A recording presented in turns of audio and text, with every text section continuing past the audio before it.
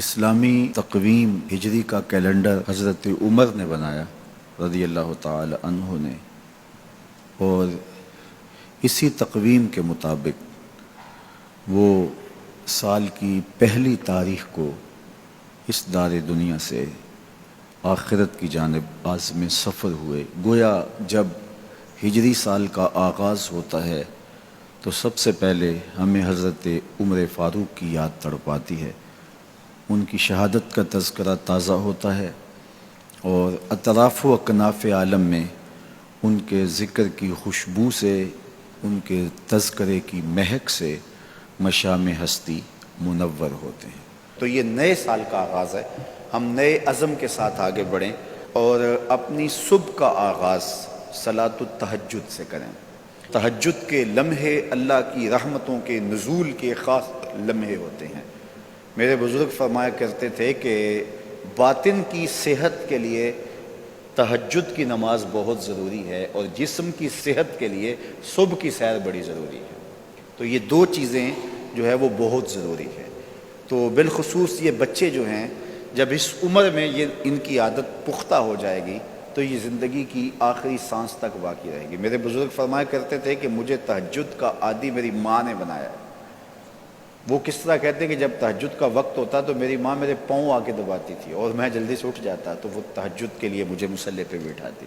اس کے بعد نماز فجر ادا کیجئے، اور سورۃ یاسین جو شخص اپنے دن کا آغاز سورہ یاسین سے کرتا ہے، سارا دن اس کی حفاظت ہوتی ہے، شیاطین سے، شریروں سے، شر سے، گناہوں سے اور بہت سارے معاملات سے، اور نادیدہ حملوں سے، بہت کچھ چیزوں سے اللہ تعالیٰ اس کو محفوظ رکھتا ہے۔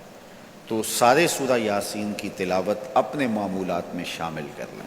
نماز فجر کی ادائیگی کے بعد آپ ہلکی پھلکی ورزش ضرور کیجئے۔ جو قوی مومن ہے، طاقتور مومن ہے، کمزور مومن کی نسبت اللہ کو زیادہ محبوب ہے۔ تو طاقتور مومن، قوی مومن، یہ مطلوب ہے شریعت کا، اور یہ مقصود ہے شریعت کا۔ پھر سونے سے قبل سورۃ الملک ایک مرتبہ ضرور پڑھیے گا۔ جس طرح سورہ یاسین پڑھتے ہیں تو سارا دن آپ کی حفاظت رہتی ہے، اور سورہ ملک اگر پڑھتے ہیں تو ساری رات آپ کی حفاظت رہتی ہے۔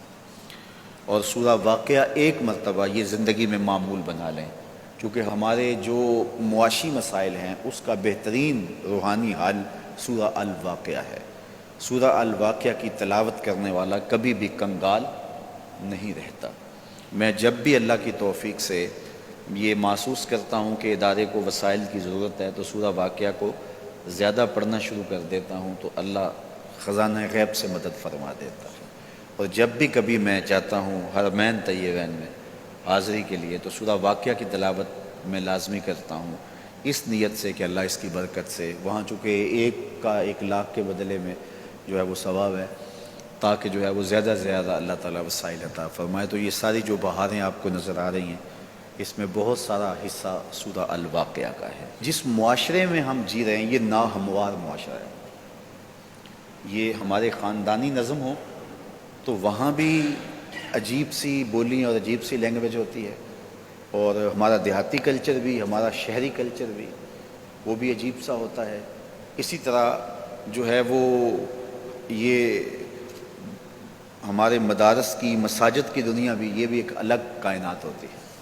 تو اس میں بھی مخصوص ایک طریقہ کار ہے اپنے مد مخالف کے لیے اور اپنے مد مقابل کے لیے۔